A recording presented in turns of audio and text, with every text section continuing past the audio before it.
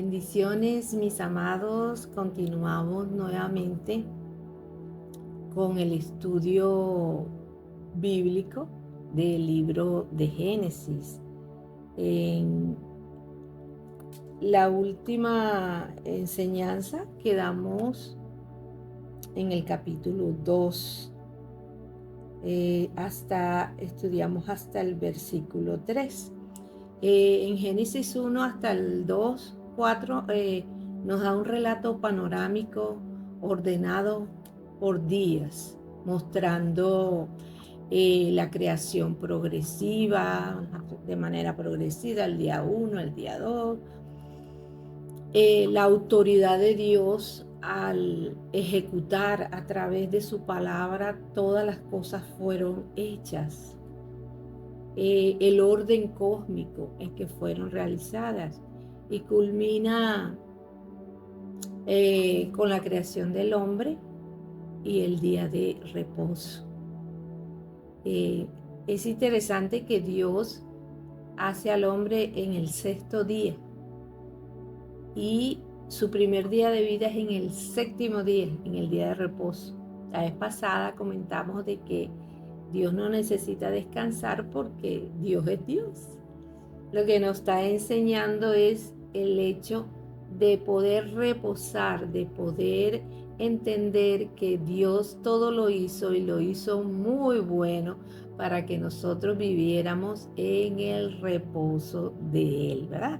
Entonces, es interesante recordar eso, importante que entendamos que Dios nos hizo para vivir en ese reposo, en la confianza, en esa plenitud de saber que Él es mi Padre y que Él tiene cuidado de mí.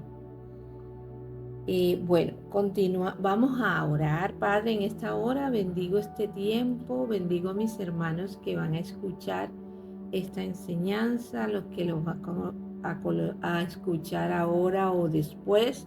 Señor, que tu palabra sea dando vida, Señor, que tu palabra sea trayendo sabiduría, entendimiento, revelación, Señor, para poner por obra todo lo que tú nos vas enseñando, Señor. En el nombre de Jesucristo, amén. Bueno, continúo en el capítulo 2, en el versículo 4. Dice, esta es la escritura del origen de los cielos y la tierra cuando fueron creados. El día en que Elohim hizo tierra y cielos, no había ninguna planta del campo, ni había brotado aún en la tierra ninguna hierba del campo. ¿Cómo así que no había planta del campo?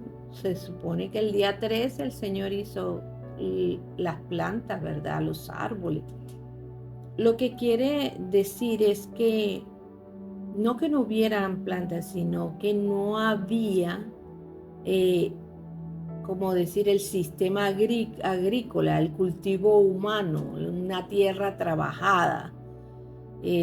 Cuando en hebreo del campo significa tierra trabajada, o sea, el hombre no había empezado a cultivar la tierra, puesto que estamos viendo que el Señor aquí en este pasaje nos va a referir poco a poco cómo Él formó al hombre. Entonces, a eso es que se refiere cuando dice que no había brotado aún de la tierra hierba del campo, porque no había sido trabajada todavía. La agricultura como tal no existía porque no había un cultivo humano. Y dice, porque Elohim, recuerden Elohim, Dios creador, Dios todopoderoso, no había hecho llover sobre la tierra, ni había hombre para labrar el suelo. No había hecho llover sobre la tierra. Dice que sino que subía de la tierra un vapor que regaba toda la superficie del suelo. Bueno, la escritura dice que no había llovido. Siempre he pensado que la primera vez que llovió fue en el diluvio, pero la Biblia pues no dice que nunca hubiera llovido, sino que en este momento no había llovido sobre la tierra, pero se se cree pues que hasta el diluvio no había llovido. Algunos estudiosos lo dicen así, que no había llovido sobre la tierra, sino que salía un vapor. Ese vapor es como esa agua, esa neblina, ese siempre húmedo la tierra, que hacía que la vegetación se multiplicara más rápido, creciera más rápido. Entonces eso hacía ese vapor, hacía que fuera muy productiva, las plantas se multiplicaban rápidamente. Y hacía que el clima fuera también bastante agradable. Por eso también se dice que el hombre en aquel momento vivía mucho tiempo, porque si recuerdan, cuando él separó las aguas de las aguas, dice que las aguas de arriba, las aguas quedaron arriba, después la extensión que llamó cielo, y las aguas de abajo formando los lagos y los mares. Pero las aguas de arriba, muchos dicen que formó parte, se quedó alrededor de la tierra, y que eso hacía que los rayos solares no entraran profundamente, y esto mantenía un clima bastante agradable sobre la tierra. Entonces eso hacía que la tierra fuera muy fértil y las plantas crecieran fácilmente.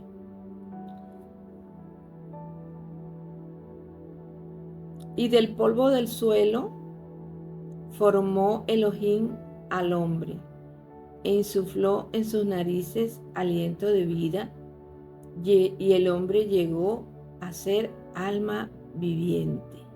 Del polvo del suelo formó Dios al hombre. Fíjense que Adán significa hombre, y viene de la palabra Adamat, que significa tierra. O sea, es decir, el hombre viene de la tierra. Y dice que Dios lo formó. Esta palabra formó es como cuando un alfarero toma barro en sus manos y le da forma, pero con mucho cuidado. Es lo que significa en el original esta palabra. Fíjese que cuando Dios hizo los animales, hizo las plantas, Él solamente dio la palabra y fueron hechas. Pero aquí Él toma del polvo de la tierra y forma un hombre. O sea, hay una relación, está Dios formando a su hijo.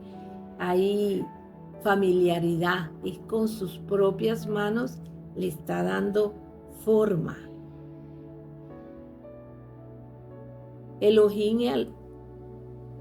Formó Elohim al hombre e insufló en su nariz aliento de vida, sopló aliento de vida. Y fue el hombre y llegó a ser alma viviente. O sea, Dios es el que da la vida. Dios sopló sobre esa materia, esa tierra, y llegó a ser el hombre un ser viviente. El hombre en Tesalonicenses dice que somos espíritu, alma y cuerpo. En Primera de Tesalonicenses 5:23.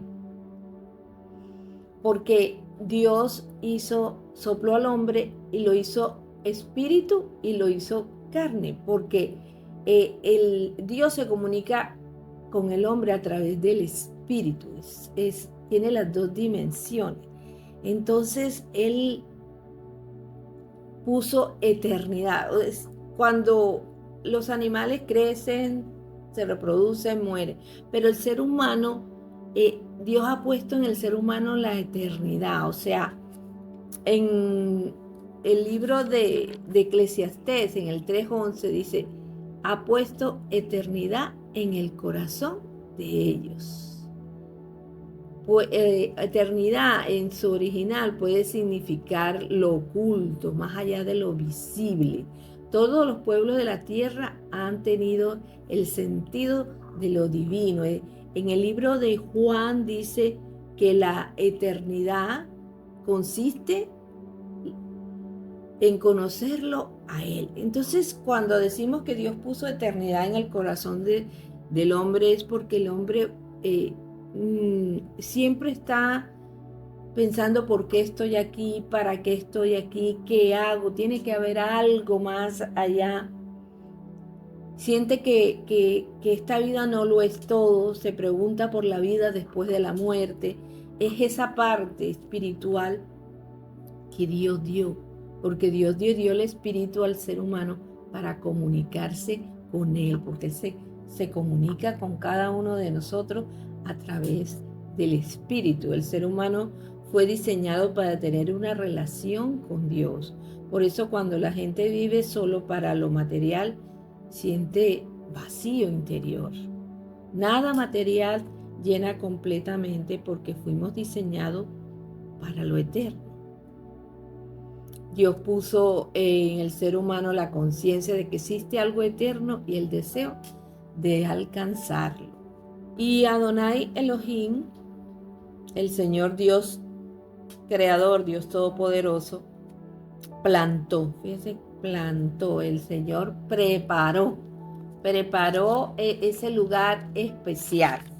El Señor, cuando Él hace al hombre fuera del Edén, pero hace un lugar especial para llevarlo así, y plantó, diseñó, formó un lugar especial para él, un paraíso, o sea, un jardín, un huerto en Edén al oriente. Es como que Dios prepara.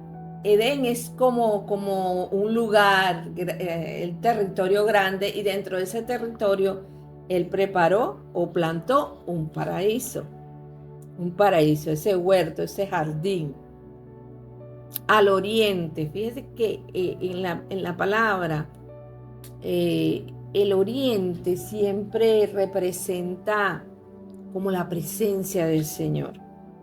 Y si vemos, por ejemplo, en Ezequiel, en el capítulo 43, dice que la gloria de Dios venía del oriente. En Ezequiel 48 también dice que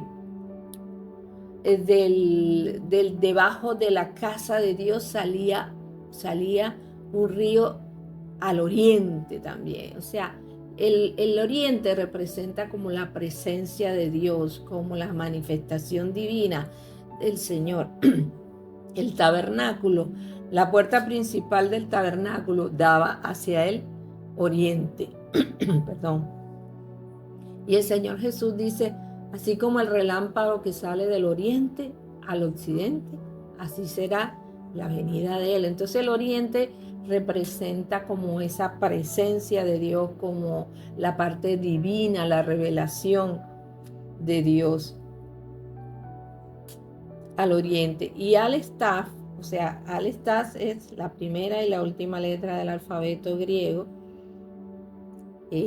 principio y fin, puso allí al hombre que había formado.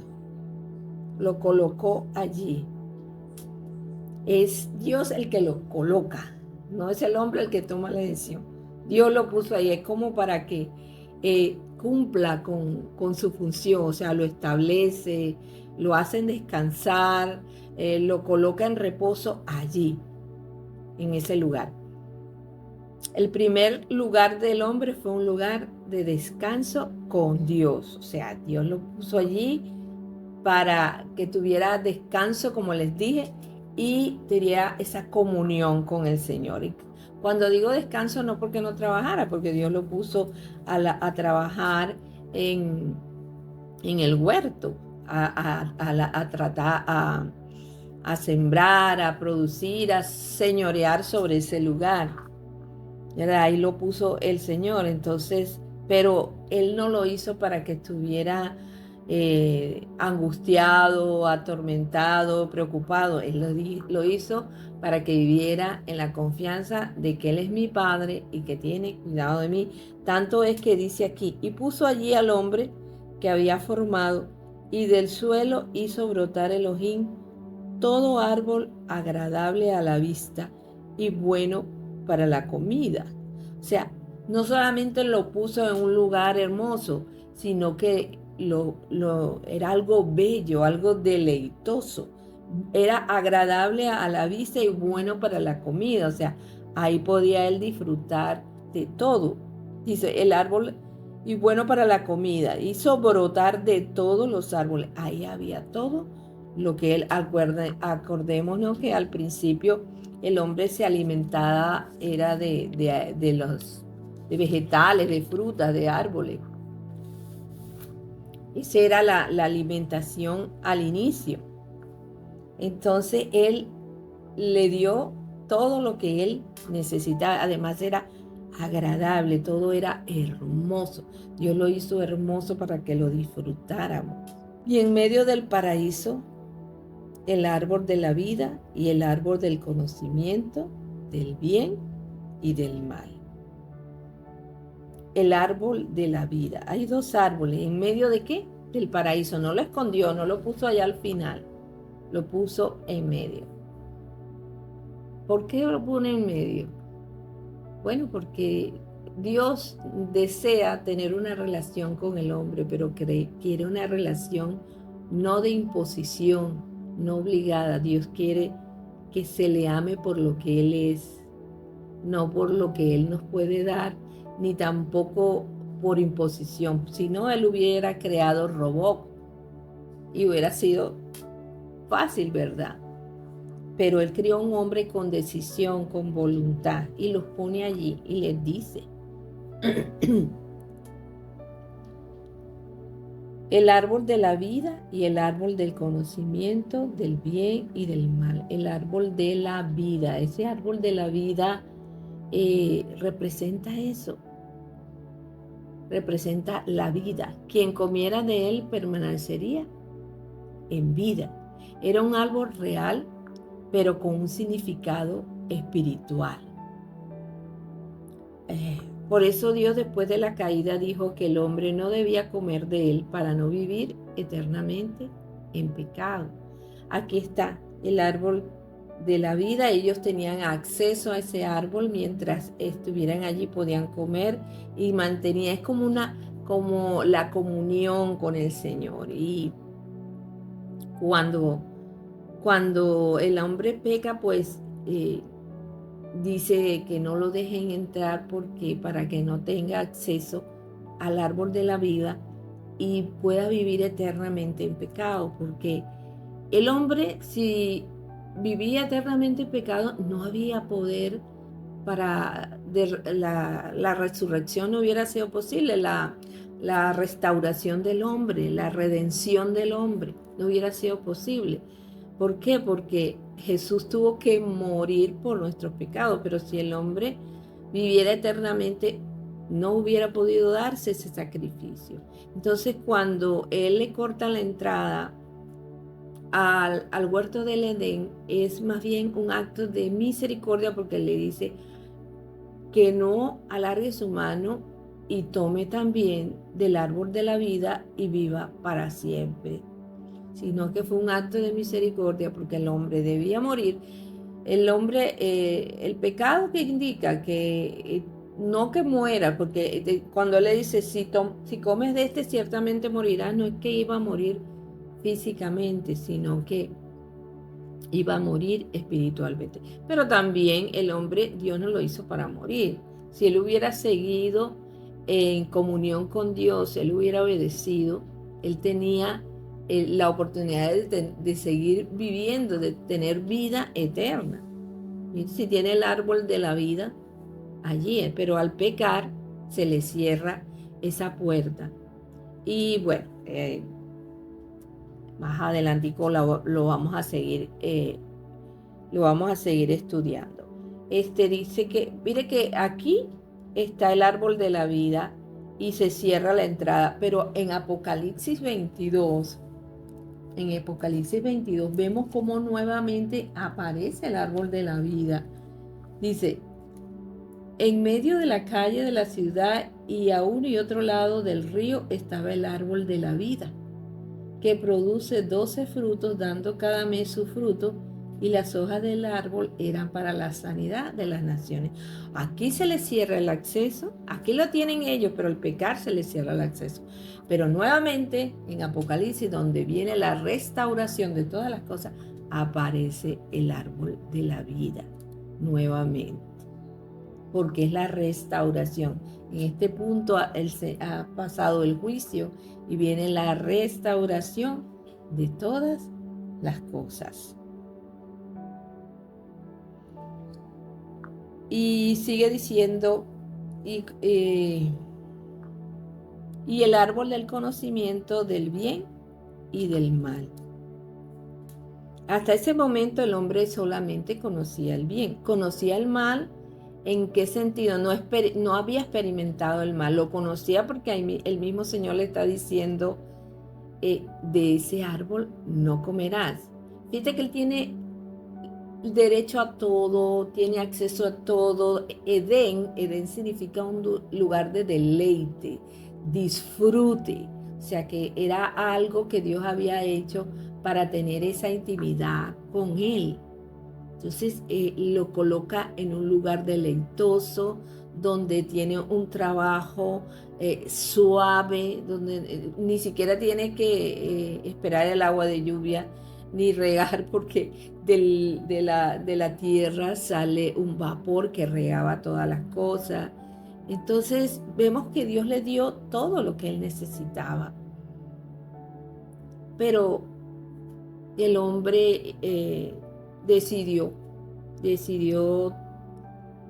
tomar el árbol del bien y del mal.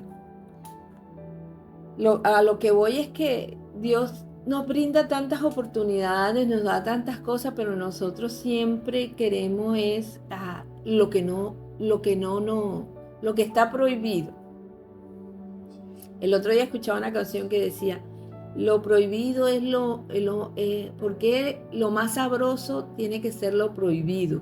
Pero ese es el ser humano que siempre quiere tener lo que no le corresponde. No le corresponde. Entonces siempre hay esa rebeldía dentro de uno que tiene todas las cosas, pero la que no tiene, esa la quiere. Esa es la rebeldía que hay en el ser humano. Entonces aquí lo vemos expresado porque Dios le dio todo lo que necesitaba, pero él decidió. Sigue diciendo, un río sale de Edén para regar el paraíso, y de allí se divide en 4 cauces. Uno se llama Pisón. De Edén, fíjate que es como de Edén en ese momento. Recordemos que antes del diluvio la tierra tenía otra geografía. Después del diluvio hubo cambios. Es como si de Edén era el centro, de ahí salía un río que se dividía en 4. El número 4 representa como por ejemplo, las 4 esquinas de la tierra, las 4 estaciones. O sea, se refiere a estos aspectos relacionados con la tierra. Entonces sale de Edén un río y se divide en 4 para llegar a toda la tierra. O sea, ese río que sale de Edén, que es el lugar de la presencia de Dios para regar la tierra, y nos está hablando del agua de vida que sale de Dios para toda la tierra. El Señor Jesucristo decía que el que cree en Él, como dice la Escritura, de su interior correrían ríos de agua viva. Entonces, de Edén salía ese río de agua para regar toda la tierra. Y dice, uno se llama Pisón, este es el que rodea toda la tierra de Ávila. Recordemos que esta es una revelación que le está dando Dios a Moisés.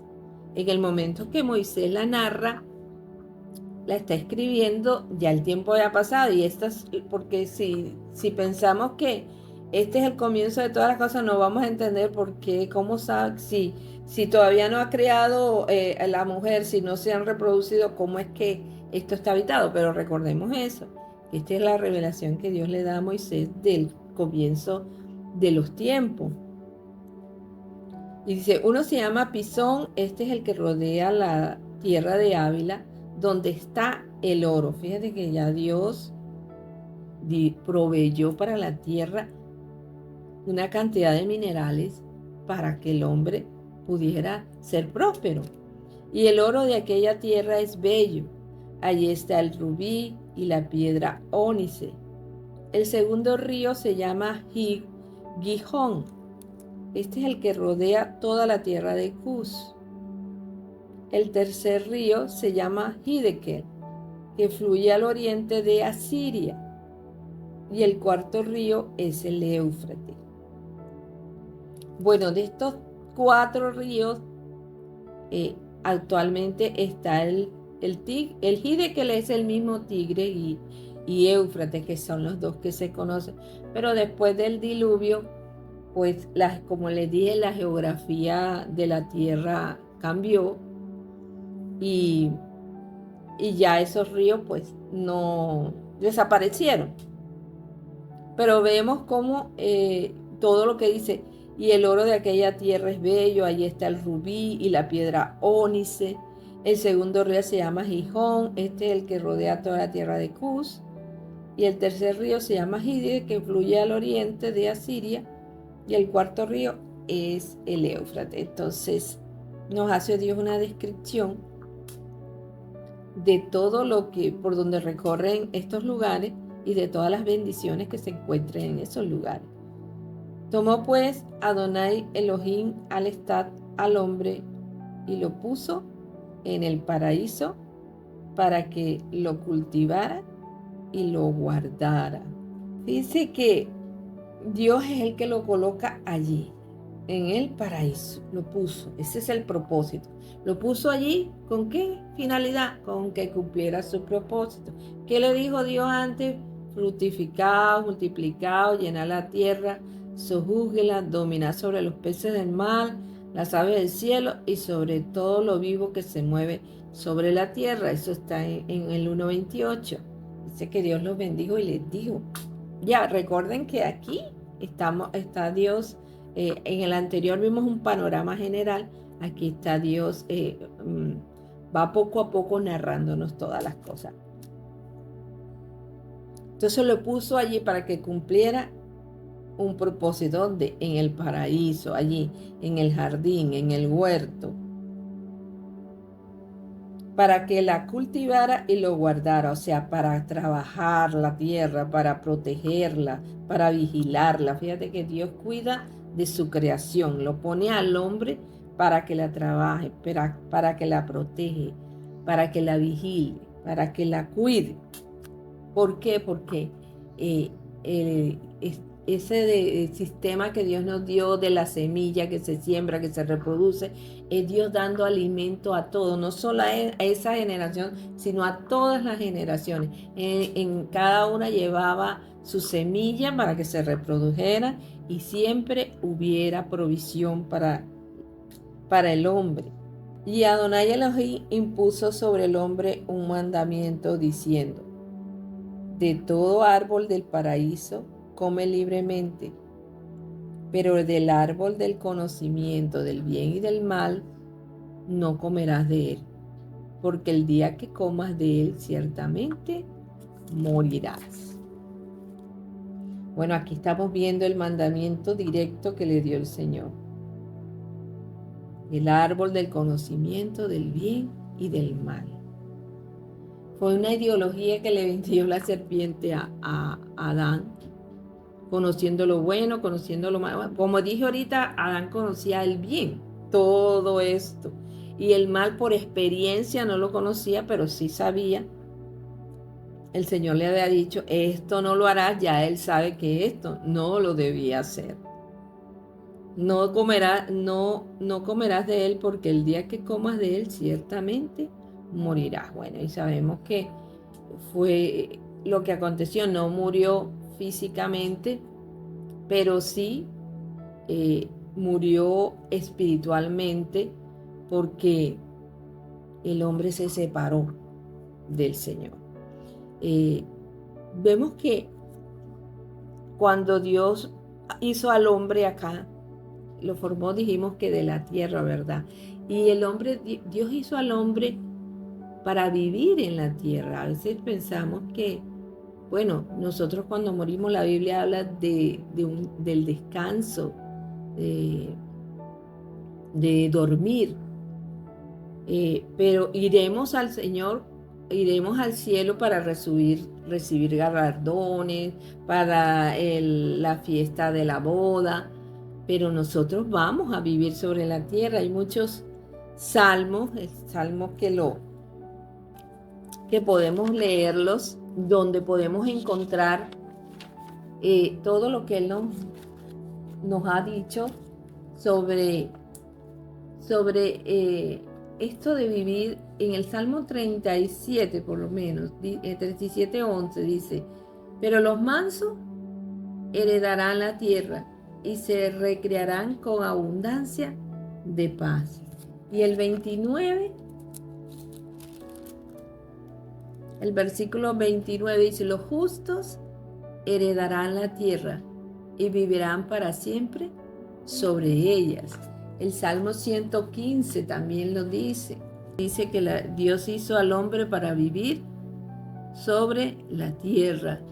Pero a lo que voy es que nosotros, el Señor nos ha hablado de que vamos a vivir en esta tierra. Nosotros, en la Nueva Jerusalén, en el capítulo 21 de la Nueva Jerusalén, dice: cielos nuevos y tierra nueva. Vi un cielo nuevo y una tierra nueva, porque el primer cielo y la primera tierra pasaron, y el mar ya no existía más. Y yo, Juan, vi la santa ciudad, la Nueva Jerusalén, descender del cielo de Dios, dispuesta como una esposa para su marido. Yo vi la santa ciudad descender, ¿de dónde? Del cielo. ¿Y hacia dónde? Hacia la tierra. Y oí una gran voz del cielo que decía: he aquí el tabernáculo de Dios con los hombres, y Él morará con ellos, y ellos serán su pueblo, y Dios mismo estará con ellos como Dios. Entonces, el hombre fue formado de la tierra, para vivir en la tierra, no para vivir en el cielo. Nosotros vamos a vivir en la tierra. Jesucristo viene a reinar en esa tierra ya restaurada, y va a reinar con nosotros, con sus santos, dice. Él vendrá con sus santos a reinar sobre la tierra. Y a él se refiere a quiénes son los santos. Pues santos son aquellos que Dios ha escogido, los ha sacado del mundo para que vivan para Él. Entonces, es importante entender eso, porque Dios, como les dije, él le da nombre. Adán significa hombre, ¿verdad? Pero, y Adán, que viene de Adamá, que significa tierra. Entonces, al hombre formado de la tierra, para vivir ¿dónde? En la tierra. La tierra es el cielo es el lugar de Dios, pero la tierra fue dada a los hombres, dice la palabra. Así que bueno, mis amados, vamos a dejarlo hasta ahí. Continuamos la próxima semana.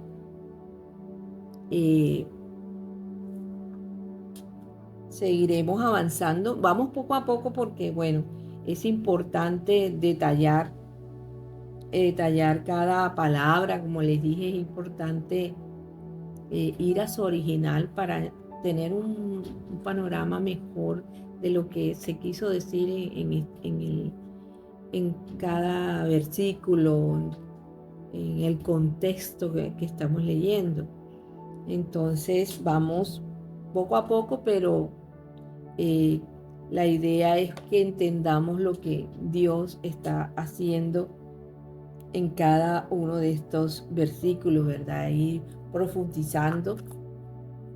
Interesante que nos vayamos a los originales siempre, porque ella nos habla en panorama, nos amplía el entendimiento y sobre todo pues con la ayuda del Espíritu Santo, que es el mejor maestro, porque Él inspiró las Escrituras. Él es el mejor maestro. Bueno, Padre, te damos gracias por este tiempo. Señor, que tú obres en cada vida. Señor, trayendo revelación, trayendo hambre y sed de tu palabra. En el nombre de Jesucristo. Amén. Bendiciones, mis amados. Les recordamos darle like a estos videos y compartirlos para que muchas más personas puedan escuchar, puedan tener ese tiempo de estudio, de conocimiento de la palabra y que cada vez pues más se vayan uniendo a estas enseñanzas.